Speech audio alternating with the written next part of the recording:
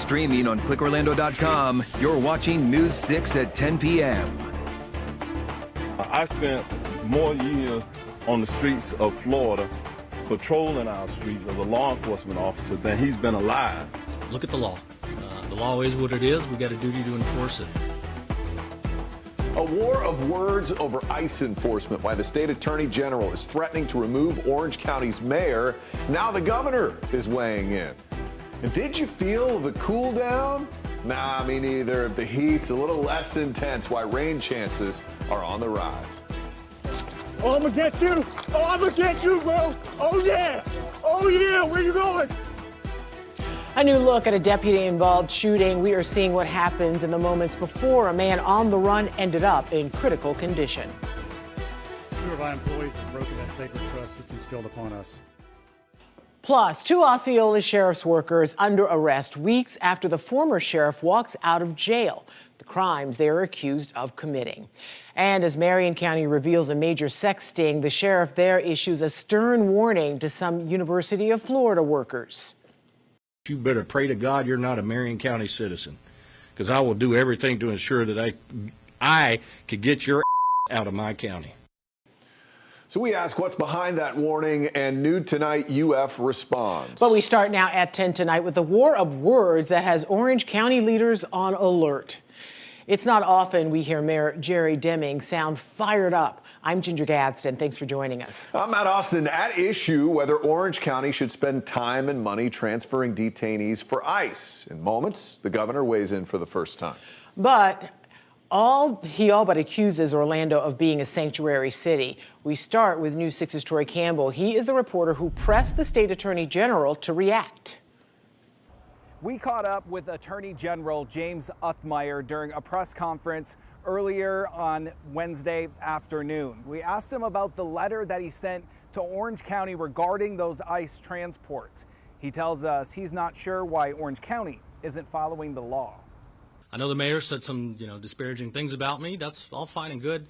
My response is look at the law. Florida Attorney General James Othmeyer saying on Wednesday Orange County is obligated by law to transport detainees from the county jail to ICE-approved facilities like Alligator Alcatraz. At a previous Orange County Commission meeting earlier this month, Orange County Mayor Jerry Deming said he had no intention to sign the agreement. Attorney General, what's your reaction to Mayor Deming saying today if they did do these transports, they, one, need more resources, and two, they would need more reimbursement? And do you have a message for any possible consequences if they don't agree to these transports at all? Well, I think the law has some pretty strict consequences, including removal in it, if it comes to that.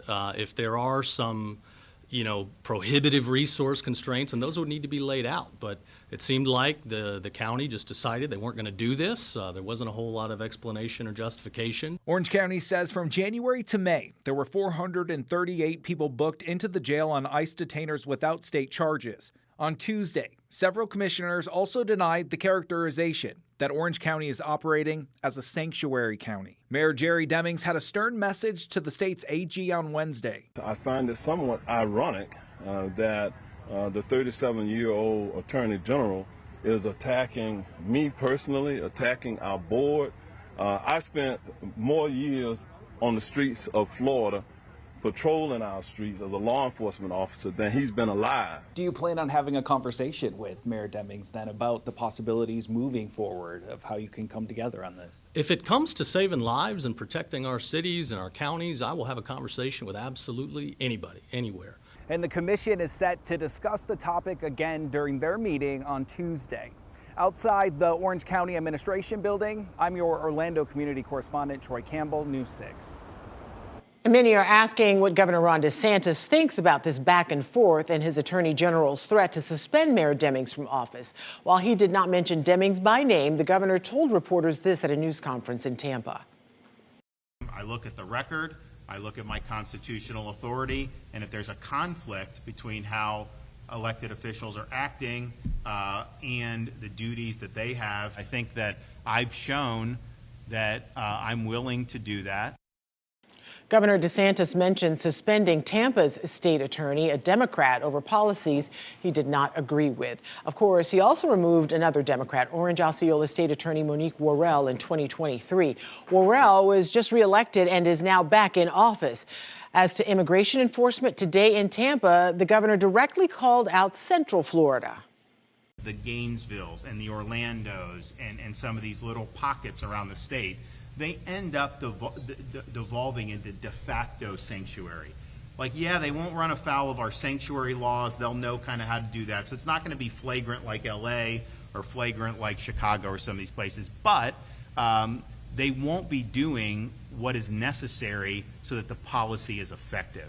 So they're expected to do it. I know the Attorney General has sent a missive, and I will be watching how that unfolds very carefully.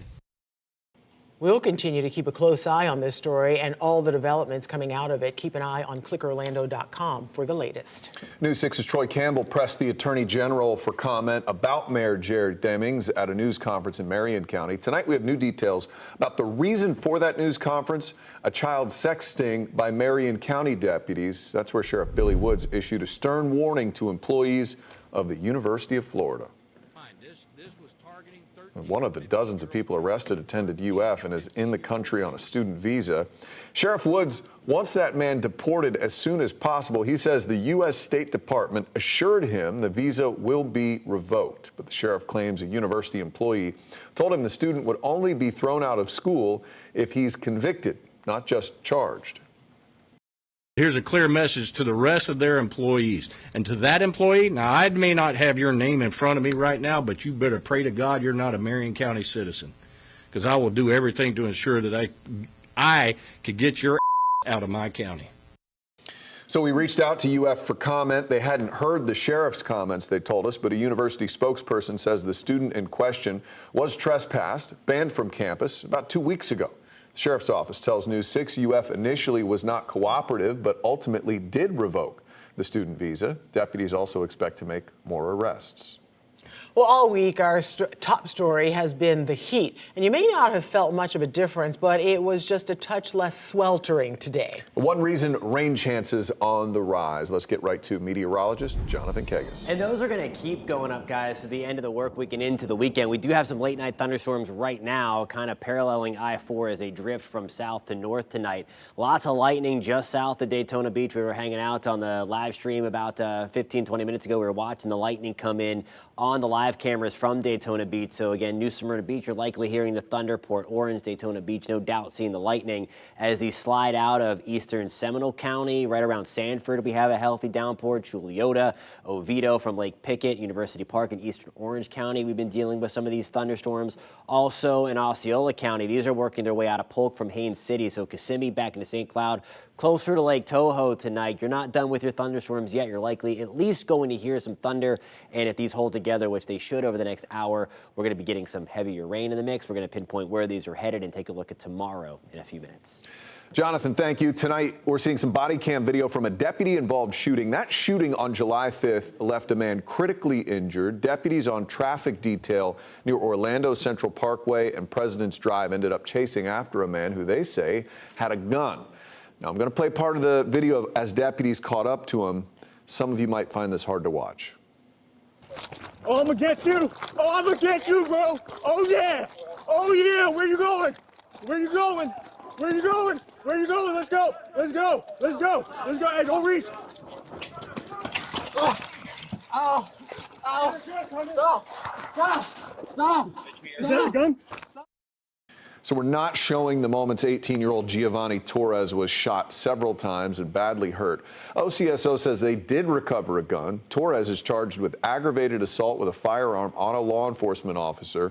The two deputies who opened fire are both on paid leave pending an FDLE review. Tonight, 2 Osceola County Sheriff's Office employees have been arrested, and they are facing criminal charges. This, of course, comes weeks after suspended Sheriff Marcos Lopez was arrested on racketeering charges last month. Now, to clarify, these arrests have nothing to do with Lopez's illegal gambling case, but the interim sheriff claims his predecessor turned a blind eye to the crimes. He spoke to News 6's Mike Valente. The current Osceola County Sheriff, Christopher Blackman, alleges that when in office, embattled suspended Sheriff Marcos Lopez knew about one of his deputies' alleged criminal activity and did nothing about it. We found this information, but the prior administration knew about this and failed to act on it. And when you say the prior administration, did this go as high as Marcos Lopez? Absolutely, yes. Blackman says the person whose actions Lopez ignored is Kyle Henry, a 40-year-old deputy sheriff now on administrative leave, arrested Wednesday and accused of trying to access internal computer systems and databases without authorization. Blackman did not provide any evidence that Lopez, who was already facing charges of racketeering, ignored misconduct in his office. As we continue to look at the issues within the agency, I want to remind you all that we have a great agency with a lot of good people. We just have a small segment that we're looking at that have some issues. And with that, as we see those issues, we will arrest and prosecute those people if it's criminal charges. The other former employee whose arrest we learned about is 64-year-old Cassandra Worthland, also related to unlawful access to computer systems, but is not connected to Henry's, and one that Blackman notes Lopez did not know about when he was in office. Reporting outside the Osceola County Sheriff's Office, Mike Valenti, News 6. She lost her job over calling a student by the name they prefer. Now, a teacher is back in the news. Ahead on News 6, we're there as she learns she can keep her license to teach, but that doesn't mean she isn't being punished by the state. Also, a new twist on the strange story of a home torn apart, why deputies say they haven't charged anyone with a crime. And new at 10, they already face steep odds just to survive, but a group of turtle hatchlings have that chance thanks to an unusual rescue by firefighters. You're watching News 6 at 10, live on a Wednesday night. We're covering Avalon Park, Baldwin Park, and all of Central Florida.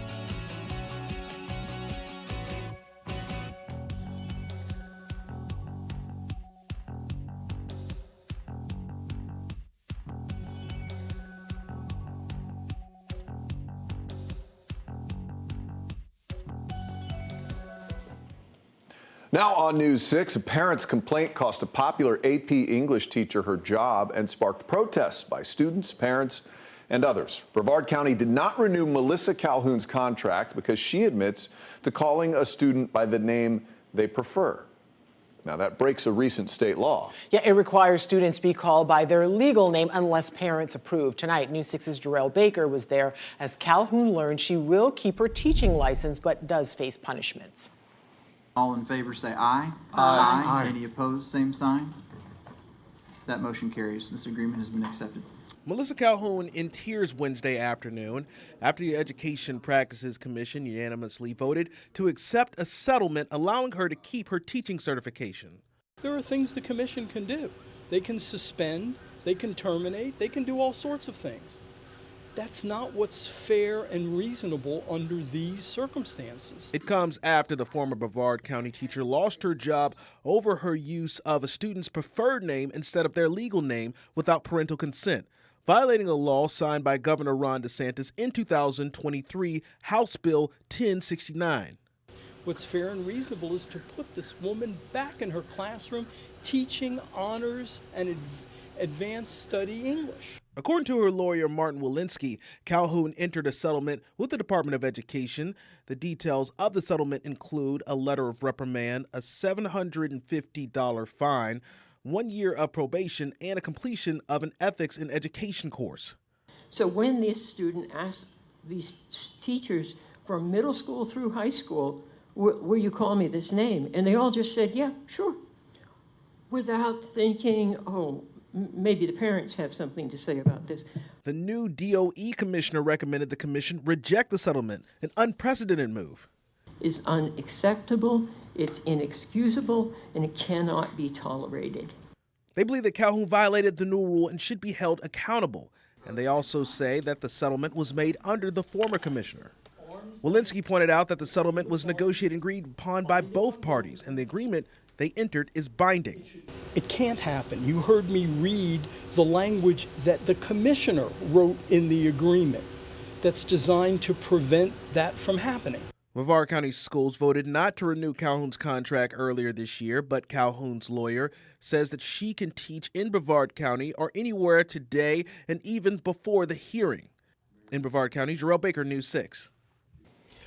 Also in Brevard County, the countdown is on for the next crewed launch. If all goes to plan, the 4 Crew 11 astronauts will lift off in just under 14 hours from Kennedy Space Center Pad 39A. Once they launch, the SpaceX Dragon spacecraft will take an unusually long path to reach the International Space Station. Imagine, if you will, strapping into a little capsule, waiting hours to launch aboard that Falcon 9 rocket you see right here in this live picture, then spending 39 hours in cramped quarters to reach the ISS. You gotta want it. It typically takes a day, and a Soyuz capsule once made the trek in just over 3 hours. NASA and SpaceX taking the scenic route this time because it gives them a longer launch window, allows a better alignment with their docking port, and saves some gas money. Okay. It's very important. At today's pre-launch briefing, we learned all systems appear to be a go. Tonight, the 45th Weather Squadron gives a 90% chance of good weather. And he knows that they don't put gas in there. He just said that. I'll be out at Kennedy Space Center covering the launch. It's set for 12:09. So our live coverage will start during News 6 at noon tomorrow, along with News 6 Plus and clickorlando.com. All right, premium gas. An update out of Lake County. The sheriff's office, they're saying, as of right now, there are no charges in the Clermont home destroyed last week because no victim has come forward. We brought you this story last week, that home in Clermont just taken apart by a big piece of heavy machinery. And the woman who we're told lives there was briefly reported missing that same day. Strange story. Now the sheriff's office is telling us they have not yet received any complaints about the destroyed home. No complaint means no crime. Okay. More to come, I'm sure. New tonight, an unusual rescue for Flagler County firefighters. They saved 5 baby sea turtles from 2 storm drains. They shared these photos you're about to see on Facebook. Flagler Turtle Patrol called them for help around noon today. It happened at a condo complex on A1A in Beverly Beach. I don't think you're going to see them. Battalion 40 teamed up with a member of the Turtle Patrol, climbed down, and they retrieved those hatchlings. They were taken to a lab to be checked out. They could be released into the ocean as soon as tonight. Saw them in my mind. Meanwhile, one Seminole County city is starting a naughty list. Oviedo Mayor Megan Sladek is defending her decision to make public which households use too much water compared to their neighbors. We need people to stop using drinking water on their grass to do the most we can for the aquifer. She says it's more of a friendly reminder that people are using too much water. It's only going to start in 4 neighborhoods: McKinley's Mill, Bentley Woods, and Twin Rivers, East and West. The list will include the 30 highest users in those areas. Everybody on the list will get a letter sent to their homes, to your parents as well, maybe. The mayor says the goal is to save homeowners some money. She said some people might not know how much water they're actually using. I would imagine they see the bill, but maybe compared to their neighbors. Yeah, it's about education, I think. She wants everybody, you don't believe me.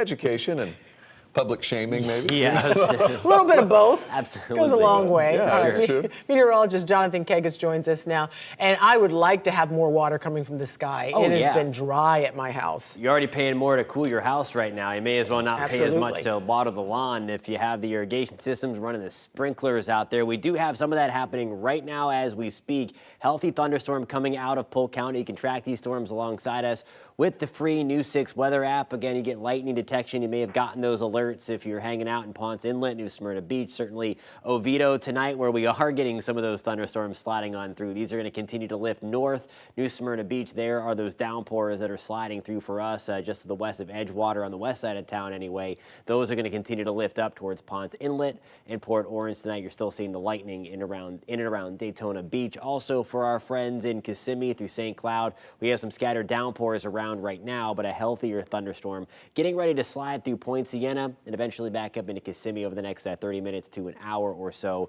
Those will wind down overnight, and we will see more storms try to fire back up again as we move into tomorrow afternoon. Here's a live look outside in Daytona Beach right now. Again, every now and then you can see a flash of lightning off in the distance from that cell I was just tracking for you guys into New Smyrna Beach. We're back up into the upper 70s right now with a few passing clouds. Again, some of that rain on the south side of town anyway could make its way up. We're at 79 in Daytona Beach. Sanford, good evening. We are also at 79, a steamy 86 degrees still at 10:19 in the evening in Orlando. Same for us in Titusville, Cocoa Beach, Melbourne tonight. Wildwood, we're checking in at 82 degrees. Tomorrow, still hot, back to the mid-90s. We're at 95 in Orlando. Bushnell, we're at 96. Rain chances up to 50% tomorrow. And again, that's going to help to keep things on the cooler side. So we're in the hottest stretch, climatologically speaking, of the summer. We average in Orlando, the International Airport, 92 degrees from really a couple weeks ago through all the way to August 20th. It's not until August 21st that the average temperature drops to 91 degrees. Again, these are average temperatures, not a forecast. 89 and by September 22nd. And then as we move into October 31st, that of course Halloween, our average high temperature drops to 81. So it does have to end sometime. It's just a couple of extra months to go before we get there. No new development expected in the tropics. There's been a lot of bark on social media. The bite relatively low though. The Atlantic as a whole, at least for the next 7-ish days at least, still very, very stable. That's a good thing for us. It's a bad thing for any tropical wave that tries to develop out there. Temperatures back to the mid-90s over the next few days. 70% shot for storms over the weekend. All right, Jonathan, thank you. Well, for this week's stop on the I-4 food tour, I rolled up to a sports bar and rolled up my sleeves. Next, I'm trying out a menu from 2 Top Chef alumni.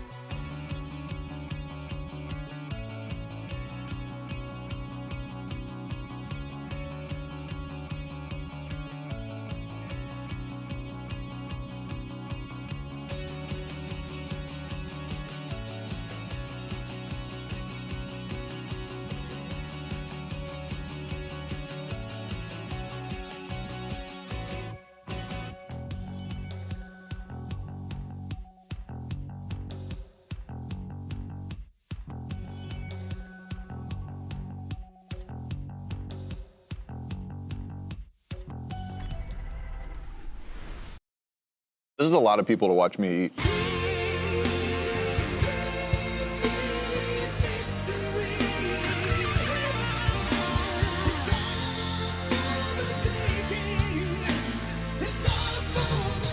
What do you get when you mix Top Golf with top chefs? We're going to show you on the I-4 Food Tour. But before we get to that food, let's check out some RVs from our sponsor, Giant Recreation World.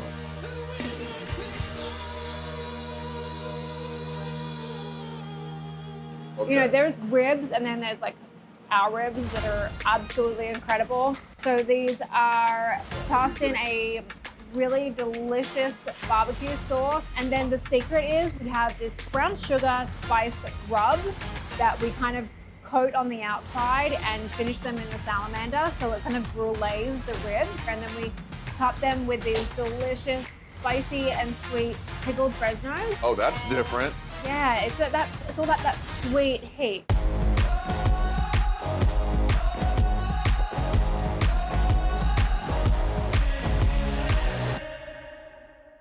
These right here are the bruleed barbecued ribs, and I have never seen this before, but they come with a pickled red jalapeno that I'm told is pretty spicy. So let's give it a try. I'm going with 3 S's on this. We have sweet, we have salty, and we have smoky. Delicious ribs. I don't think I've ever had ribs with that much flavor going on. It's crazy. And the key to a good rib is, can you just pull them right off the bone? It's too easy.